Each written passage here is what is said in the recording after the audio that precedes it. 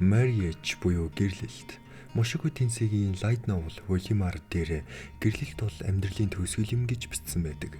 Яагаад ийм нэр өгсөн юм бол Паул зэниттэй гэрлэх үе түүний амьдрал дууссан уу? Магадгүй юм. Тэгвэл Рюдисийн үед яах вэ? Түүний амьдралын эхлэл нь байх болов уу? Эсвэл төгсгөл нь байх болов уу? Зяа юу цаанда залуучдаа та бүхэндээ Мошико Тенсигийнхаа дараагийн хэсгийг хүргэж байна. Өнөөдөр бид 9 болон 10 дугаар бүлгийг ярилцах болно. Энэ бүлэгээр үеэс хэрхэн гэр бүлтэй болж амьдралынхаа суурийг тавьж эхэлснийг маш тодорхой өгүүлсэн байдаг. Мөн энэ хооронд би өөрийнхөө орчуулгын вебсайтаа шинчилсэн. Одоогоор 8 дугаар бүлэг хүртэл орчуулагдсан байгаа. Сонирхож байвал линкийг нь доор үлдээчихье.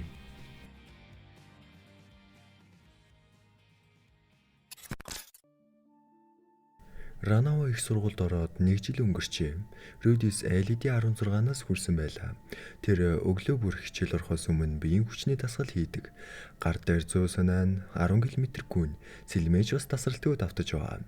Энэ бүхнийг Бадигади ихэнхдээ чимээгүй л хажуугаас нь харж зогсдог байжээ. Нэг өдөр тэр түүнээс ингэж асуув. Чи яагаад ингэтлээ бэлтгэл хийж байгаа юм бэ гэж. Энэ ертөнцийн хүмүүс тулааны аавра гэдэг зүйл ашигладаг. Биеийн чадвараа огцон өсгдөг зүйл юм байна л да.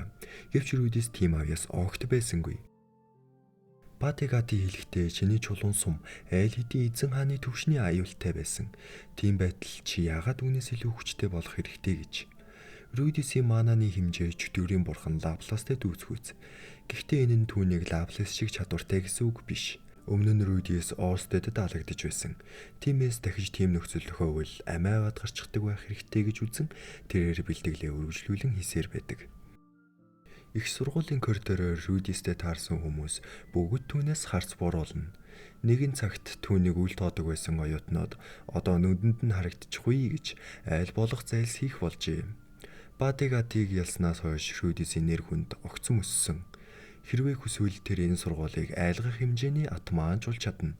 Гэхдээ Рюдис тийм хүн биш. Тэр хизээч айц дээр суурилсан хүчийг сонгохгүй. Нэгэн хичээл дээр Клифф чи хараалын тухай ямар нэг юм олж мэдсэн үү гэж Рюдисээс асуув. Рюдис бодож эхлэн өмнө нь хүн бурхан түүнд Лаплас өөрийнхөө хараалыг жадан шилжүүлсэн. Тэр жадаас болж супер довог хараал төрсөн гэдэг. Хараал гэдэг заавал хүнтэй хамт төрдөг зүйл биш. Түүнийг шилжүүлж болдог. Энэ сэжвэр Клипийн хувьд асар том найдвар байлаа. Учир нь Клип сүүлийн үед найз охин Илана Лизийнхаа хараалыг арилгахын тулд шаргууг хичээж байгаа. Өдрийн хоолны үеэр Рюдис Занаба Жюлиеттэй хамт сургуулийн цайны газар сууж байлаа. Тэр үед Бадигади гартаа дүүрэн архивэрчсэн гинэт гарч ирнэ. Ер нь бол сургуульд архи зардаггүй. Гэхдээ Бадигадид бол онцгой тохиолдол. Одоо ард түмэн багасаа л архи уудаг. Тийм болохоор тэд бусад овгоос хамгийн сайн архи даах чадвартай. Жюли инээмсэглэн анхудаа архи ууж үзнэ. Бадигадиш таатай явуун. Занабач бас архинд дуртай. Гэхдээ тэр дараа нь хичээлтэй болохоор энэ удаа тэсгээс өөр арга байсангүй. Өдрийн хоолны дараа Рюдис Нана хошигийн туршилтанд тусалж эхэлсэн. Рюдис манагаа ашиглуулна, харин Нана хоши дуудах шидний талаарх мэдлэгээ түүнд заана. Нана хоши зөвхөн нэг л зорилго бий. Гэртээ харих. Түүний тулд тэр төрөл бүрийн дуудах шидийн тойрогт зурна. Одоогоор өд, хумс, хулгана гэх мэт жижиг аюул багтай зүйл дуудана. Түүний дараагийн зорилго нь илүү том, өөр ертөнцөөс хүн дуудах. Хэрвээ тэр өөр ертөнцөөс хүн дуудаж чадвал буцагцсан байгаа гэдгийг батлана. Тиймээс тэр яаралгүйгээр суур төвшнөөс нь аажмаар бэлдэж байгаа. Үүний дараа Рюдис Жюлиет фигүр хийхийг заана. Ингэж л Рюдис энийг өдөр чимээгүйхэн үргэлжилсээр бэлгийн сулралаа имжлэх арга хараахан л олоогүй байлаа. Түүнээс гадна сүүлийн үед Фицдэш нэг таарлтгаа болжээ. Маргааш өдөр солдат Шария хотод байгаа гэсэн захиа иржээ. Рюдистэй хуучны цагаа дурсан уулзах тухай бичсэн байв. Рюдис Жилена Лизе Клип хоёрыг дагуулan очлоо. Солдат гайхсан мөртлөө шоглосон байдалтай Елена Лизе шиг садар эмэгтэй яагаад хүнтэй үерхэж байдаг вүлээ? Клип түүний үгэнд уурлаж байсан ч Елена Лизе түүнийг тайвшруулна. Өдийг хүртэл хинж миний зүрхийг булааж чадаагүй байсан бололтой. Уулзалт ч сайхан үргэлжлэв. Удаан уулзаагүй нөхөд олон зүйл ярилцаж дурсамжаа хуваалцсан. Гэвч солдатыг ажлаас нь дуутахад тэр яралтай явах хэрэгтэй болов. Тэдний уулзалт инхүү өндөрлөлөө. Елена Лизе Клифф хоёр цаашаа адал явдал хаягчийн ажил хийж үзэхээр явсан бол Рюдис харин сургууль руугаа буцлаа. Буцах замдаа Рюдис Люк Фиц хоёртой таарав. Тэдэнтэй мэдлэгийг оролдовч Фиц юу ч дуурсангүй. Зүгээр л түүнээс зайлсхийв. Рудис шоконд орж юу буруу хийснээ ойлгохгүй хажуугаар нь өнгөрөв. Генет Рудист маш их ганцаардсан мэдрэмж төрж эхлэв. Яг одоо түүнтэй ярилцах хинч байхгүй байлаа. Бүгд л завгүй. Хамгийн ойрын найз нь гэж бодож байсан хүн нь Генет өөрөөс нь зайлс хийгээд байгаа нь үнэхээр л сонин санагдав. Фиц намайг үзий ядаад байгаа юм байх таач гэж бодох шиг. Сэтгэлээ дээрдүүлэхийн тулд тэр номын санд ном уншиж өөрийгөө тайвшруулъя гэж сэтгэв. Гэтэл Фицтэй номын санд дахиад таарчих юм. Энэ удаад Фиц ердийн хөрөө Рудистэй ярьж байлаа. Түүнтэй сая гудамжинд таарсан явдлыг Фиц санахгүй байв. Рудисийн олж сонсноор бол Ариэл гүнж заримдаа Фицийн дүрд хөвөрч олон нийтийн газар руу явдаг байжээ. Ашгүй Рудисээ тайвшрах шиг болж Фиц түүнийг огтхонч үзий ядаагүй байжээ. Энэ болсон зүйлсээс Рудис нэг зүйл анзаарлаа. Фицийн гадаад төрх зан чанар тэр хөөрхийн нэмсэглэнгээд Рудисийн сэтгэлд онцгой мэдрэмж төрүүлнэ. Би Фицийг ботхоо болж чадахгүй байна. Тиймээс тэр түүний жинхэнэ хүсийг олж мэдхээр шийдэв. Өөрийнх нь зүм сонин Фиц эмэгтэй гэж хэлээд байсан юм. Рудис орлог захирал Жинисээс энэ тухай лавлах гэж оролдов. Фиц эрэгтэй л гэж тэр хэлээд байв. Гэвч Рудис бүрэн итгэлтэй биш байлаа. Үнэхээр манай хүн гээ юм болов уу? Рудис бодлогочор сууж байхдаа ядаж гар хангалах хийх юмсан гэж санаа алдав. Тэгтэл ардан зогсож байсан Фицээ санаандгүй сонсчихов. Гар яасан хоёул гинти явдалд балмагдан дээрээсээ унав. Тэр мөчөд Рудис ойлгов. Фиц үнэхээр эмэгтэй хүмүүс байж. Бас хамгийн чухал нь Рудисийн бор юм нь босчихсон байлаа. Гэхдээ энэ нь бэлгийн сулрал нь бүрэн идэрсэн гэсэн үг биш. Ядчил яг Рудисийн хувьд нэг том ахиц.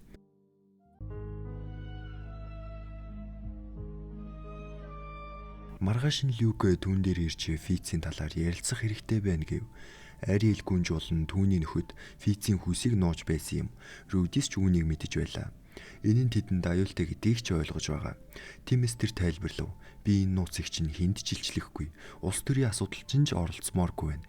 Та нарт садаа болох ямар шалтгаан байхгүй гэж хэлээд амаа өдүүлсэн юм шиг л чимээгүй явлаа.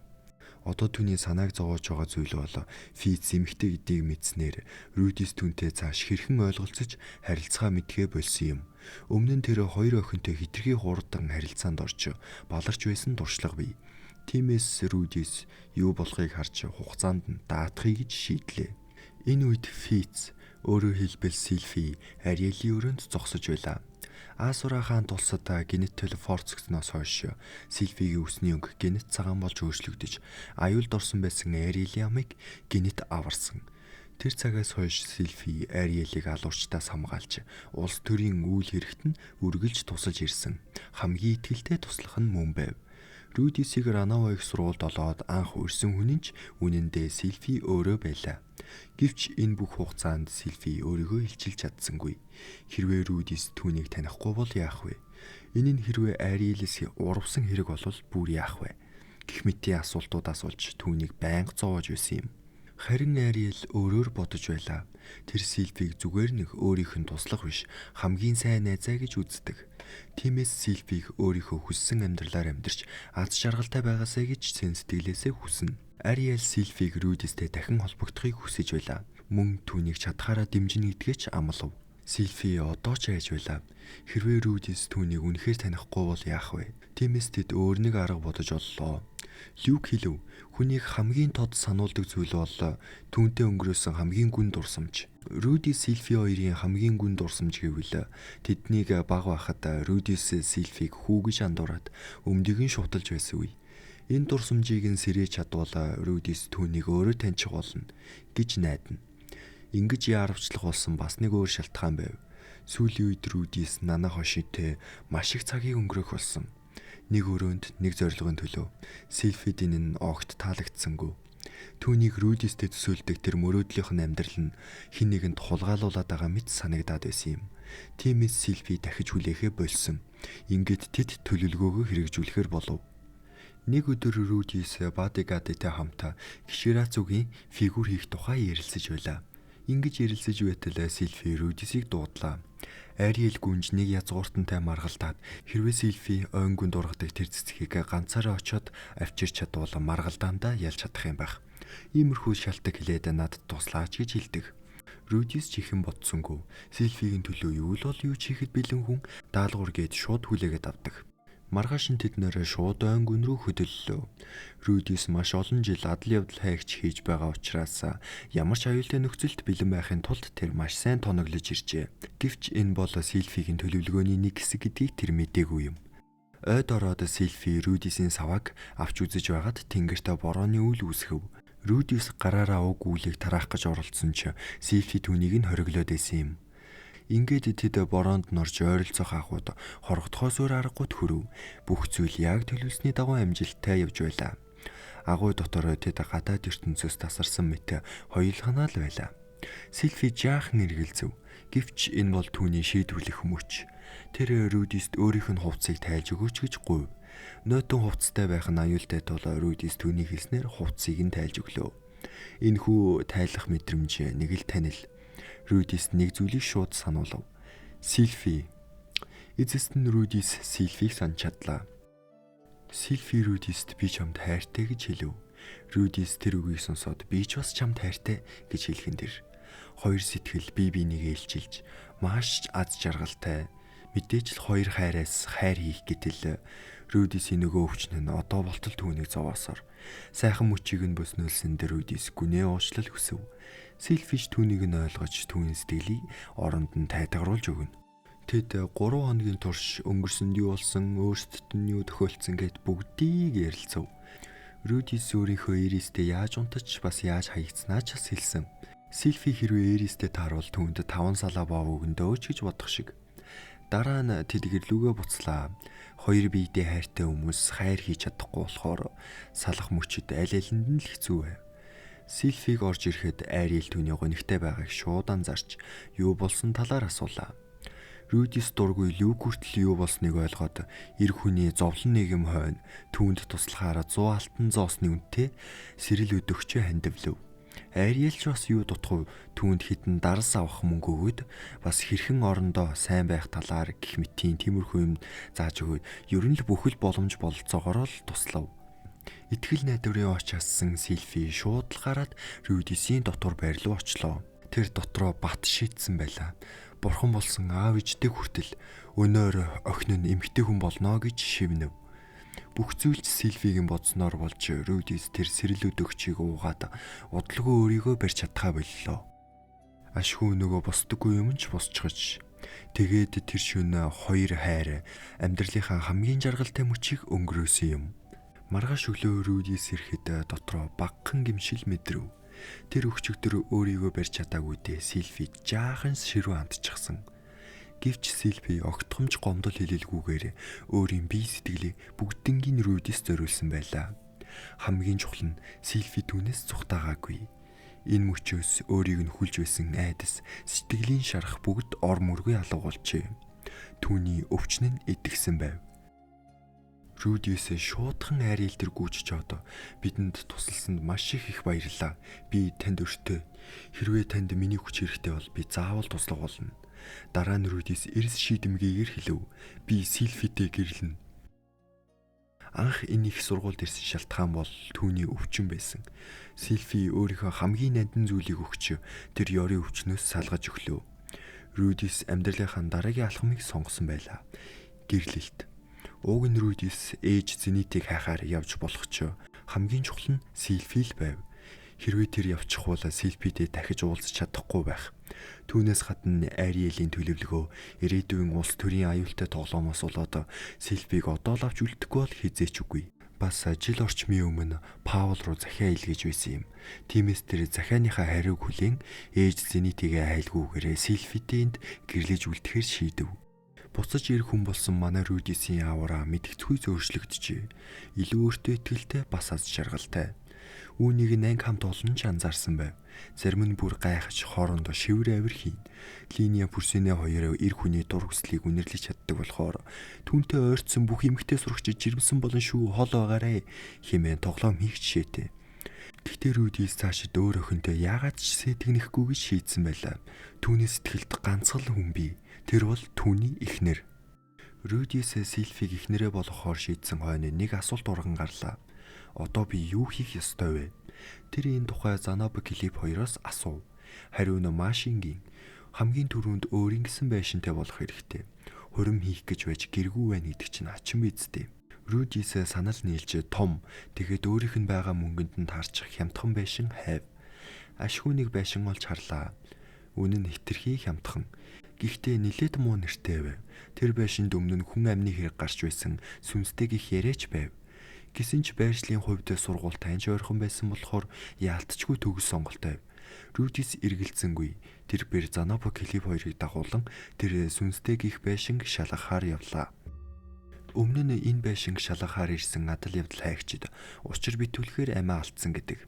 Түүнээс хойш энэ байшинд хэн ч оролгүй уджээ. Хэдийгээр хуучирч муудсан ч гэсэн үнэхээр том байшин байв. Манай гурав өдрөөр шалгахад ямар ч асуудал илэрсэнгүй.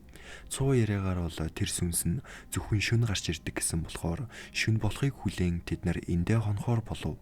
Тэгтэл шөнө донд тэд нар нэгэн чимээ сонсож эхлэв. Рудис дээвэр дээр нэг хачин зүйл байгааг олж харлаа. Тэр нь үнэндээ сүнс биш, робот шиг хөдөлдөг зүйл байв. Занапот хөдөлдөг баримл маш сонирхолтой содон зүйл байсан учраас өөрийнхөө хатуу биеэр тэрхүү зүйлийн хөдөлгөөн зогсох хүртэл ажиглан зогсов.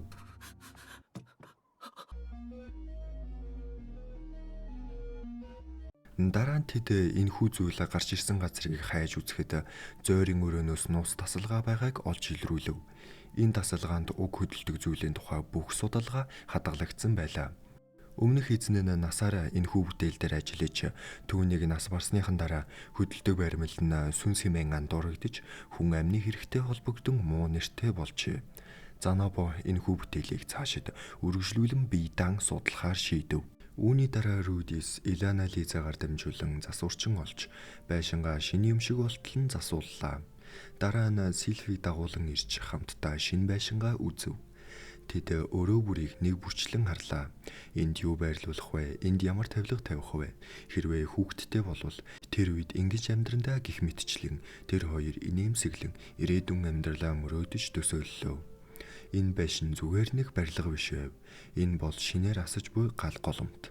Үй гашуй ганцаардал айдас дүүрэн өнгөрсөн бүхэн ард үлдэж Рудис анхудаа өөрийн гэсэн гэр бүлтэй болж амьдрал зохиох гэж юу байдгийг мэдэрсэн мөч байлаа. Удалгүй тэд хурмынхаа бэлтгэл ажилдаа орлоо. Хин хэнийг өрөх вэ, хүн мартчихгүй дээ гэж анхааралтай жигсаалтаа гаргана. Рудисийн хувцас айл эдийн хуучирч муудан бараг л дээрэмчин шиг хачин харагдана. Тэд хувцсны дэлгүүр орж Сильфи Рудист шинэ хувцас сонгож өгөв. Их нэртэй байна гэдэг чинь ийм сайхан билүү. Дараа нь тэд зочтой дайлах идэж уух зүйлс хоолны материалаа базаалаа. Зорж байж хийлгсэн усан ваанда эхнэр нөхөр хоёр хамтдаа өдрийн ядаргаагаа тайлцсав. Яг л иймэрхүү энгийн мөчүүдл жинхэнэ наз жаргал биш гэж юу? Шөнө нөө хосуудын хийдэг зүйлийг гэдэл. Хүсэн үлээсэн хурмын өдөр ирлээ. Зочид ээж дараалан хөрөлцөн ирж гэр дүүрэн инээдхөөр болцгоо. Удалгүй Рудис Сильфи хоёр үг хэлэхээр урд гарлаа. Яг тэр мөчид чөтгөрийн хаан Бадигати уламжлал нэрийн дор түүний үгийг таслан орж ирэв. Эцэст нь Рудис үг хэлэх ээлж ирэхэд багахан гацаж сандарсан ч гол зүйлээ ярьж чадлаа. Ингээд Сильфи Рудис хоёр олонний өмнө аль биесээр эхнэр нөхөр болсноо зарлалаа. Хурим найр өргөн дэлгэр сайхан болж хүмүүсээ шинэ хосуудад баяр хүргэж аз жаргал өрөөнө. Тэр үед Илана Лизе Сильфиг хараад санаандгүй нулимс унгав. Тэр өөрийн ач охиноо таньсан нь тэр байжээ. Сильфигийн аав чиний эмээ чинь Паулын хамтрагч байсан шүү гэж ярьдаг байжээ. Гэхдээ энэ үнэн хэрэг илэрлээгээд Рудис Сильфи хизээч орхихгүй. Хурим ингээд өндөрлөж зочид нэг нэгээрээ тарцгаав. Харин Ариэл гүнж Рудисийг Люктэй нэг эсрэг нэг зөвхөн сэлмээр тулаан хийх санал тавив. Сильфи одоо Ариэлийн харьяанаас гарч Рудисийн гэргий болсон учраас Ариэл түүнийг хамгаалж чадах эсхийг шалгаж байлаа. Тулаан эхлэхэд Рудис өөрийн хийж ирсэн тууштай бэлтгэл чөтгөрийн нүдний тусламжтайгаар амархан ялж чадлаа. Хэрвээ тэр би шидтэн гээд бэлтгэл хийдэггүйсэн бол энэ мөчид эхнэрээ алдахч байсан байж мэднэ. Ариэл инээмсэглээд Сильфи одоо чинийх. Би түүнийг улс төрийн тэмцэлтэд татан оруулахгүй. Гэхдээ чи түүнийг гомдоовол би буцааж авна шүү гэж энэ бол Рудист хүлээлгэж буй итгэл байлаа. Илена Лизе тайвширч Сильфитэй ярилцсан. Тэр зуур Клиф Рудист би Илена Лизегийн хараалыг заавал талих болно гэж хэлв. Хайртай хүн нь ач өхөнтэй байсныг мэдсэн мөртлөө Глиф түүнийг нүл тоож ямар ч нөхцөлд Илена Лизийг хайрласаар байдаг. Мөн чанартай сайн залуу юм даа гэж Рудис түүнийг дүгнэв. Ингэж шинэхэн хосуудын амьдрал эхэллээ. Сильфи нэг өдөр амарч 3 өдөр шөнийн ээлжинд гардаг. Рудисдийн энэ жаахан таалагдаагүй ч Сильфигийн хувьд түүний ажил үүргэн тул хүндэтгэх хэрэгтэй. Рудис өөрөө ч их сургуультай үргэлжлүүлэн суралцсаар байлаа. Нэгэн өглөө түүнд аав Паулаас нь захиа ирэв. Захиан дээр бид Бегарато төв дээр ирээд ээжийг чинь хайж явна. Гэхдээ Нор Найшо хоёрыг дагуулж явах хэцүү учраас чам руу явууллаа. Чиний хамгийн сайн мэддэг хүн тэднийг хүргэж өгч байгаа. Ээждээ битгий санаа зовоорой. Бид заавал болоод очих болно гэж бичсэн байв. Энэ захиа алин жилийн өмнө бичигдсэн байжээ. Нэх удахгүй дүүнер нь түүн дээр ирэхийг мэдээд Рудис Сильфид хэлв. Сильфич баяртай хүлээж авлаа. Одоо зөвхөн ээж нь л олдчих юм бол түүний энэ гэр Рудисийн элэг бүтэн амьдрах аз жаргалтай гэр нь болох байлаа. Сильфи сүүлийн үед нэг зүйл санаа зовно. Тэр өөрийгөө жирэмсэн болж чадах хэсэгтээ эргэлзэж байлаа. Эльфүүд угаасаа маш ховор тохиолдолд жирэмсэн болдог төрөл. Тиймээс гэр бүл болцоход өөрөө ч өлегтэй гэртээ хонохгүй энэ том байшин Рудисийг ганцаар байлгаад байх нь түүний санааг ихэд зоож байв. Нэг өрөө тэр зориг гарган Рудисийн тухайгаа ярив. Хэрвээ би хүүхэдтэй болж чадахгүй бол чи өөр ихнэрч авсан ч болно шүү. Гэвч Рудис ямар ч эргэлзээгүйгээр хариуллаа. Надад зөвхөн чийл байхад хангалттай. Би өөр хэнийг ч хүсэхгүй байна гэж хэлнэ. Үнэн л байх болоо да Рудис минь. Нана хоши нэг бүтэн шидийн тойрог зурж дуусгачихэ. Энэ тойрог өөр ертөнцийн зүйлийг дуудах ёстой байсан. Гэвч Рудис маанаага шингээтэл тойрог тасалдав. Бүтэлгүйцсэн бололтой. Нана хошигийн царай гинтэл өөрчлөгдөж галзуу мэт ашиглаж эхлэв. Хичнээн удаан оролцсон ч нэг алдаан дээрээ л гацаад яахаа мэдэхгүй мухарчихсан бололтой. Ямар ч итгэл найдвар байхгүй зөвхөрсөн харттай болж хувирч Рудис түүнд туслахын тулд өөрийн гэртээ авчирч хэсэг түүнийг асарлаа. Хоолноос ч гараад юу ч ярихгүй уламд орцоор л Рудис Нана хошигийн туршилтыг нөгөө хэдтэй үзүүлж судлууллаа. Занабогийн судалж байсан робот дээр олон шидийн тойрог нийлүүлэн зэрэг ажилдаг байсан. Түүнтэй адил төстэй шин санаа аргуудыг нээж тэд арай өөр шидэд тойрог боловсрууллаа. Нана хоши тэднийг хараад толгойд нь гэрэл ассан мэт шин санаагаар дүүрв. Ингээд тэд амжилттай шидэд тойрогоо бүтээж хувцар сав дуудаж чадлаа. Баяраа тэмдэглэж Нана хоши тэднийг даахаар болов. Ганцаараа байх нь туйлын хэсв. Түүний оронд 3 толгой илүү олон санаа, илүү олон арга боловсруулж чадна. Амьдрал дандаа л зовлон бэрхшээлээр дүүрэн байдгаас хойш жижигхэн амжилт олгоно нөхөдтэйгөө тэмдэглэж байх хэрэгтэй. Энэхүү партины дараа Рудис эхнэрээ аваад гэрлүүгээ буцаж ирлээ. Гэрийнхэн үүдэнд хүмүүс байгааг анзаарав. Нор нь Айшо хоёр мөн байлаа. Бас нэг өөр хүн байсан нь Рүйжерт байв. Удаан уулзаагүй хоёр маань ингэж нэг уулзах өдөр ирдэг байжээ. Жинжер бас тэдэнтэй хамт ирсэн боловч шууд Занабо руу явсан гин. Рудис Эристэй хамт цааш болсон бүх зүйлийг Рүйжертэд ярьж өгөв. Рүйжерт нэг зүйлийг гайхав. Магадгүй Эрис захиан дээр үгээ буруу бичсэн байх. Тийм ээ, Эрис захиан дээр буруу ойлгогдохоор л бичсэн болохоор биш. Эрис үнэндээ Рудисийг хаяагүй байсан юм. За гэхдээ яах вэ? Энэ одоо өнгөрсөн асуудал. Рүйжерт тэднээс салаад төв твээр өөр суперт хүн байна уу гэж хайж явжээ. Гэвч юу ч бололгүй тэнэж явсаар Паултай уулзаж Нор Найшо хоёрыг энд хүргэж ирсэн байна. Тэр шууд маргааш явна гэв. Рудис жаахан сэтгэл дундуур байсан ч дахиж ингэж уулзах өдрөө заавал ирж л таарай гэж итгэнэ. Маргааш өглөө Рудис бэлтгэлээ хийх гэж гарах үед Рүйжерт Бадигадитэй таарсан байгааг олж харлаа. Бадигади өглөө болгон Рудисийн бэлтгэл хийж байхыг чимээгүй харахаар ирдэг байсан юм. Хэн санах вүлээ Рүйжерттэй ингэж таарна гэж. Бадигади дуугуул цаашаа яваад өгөв.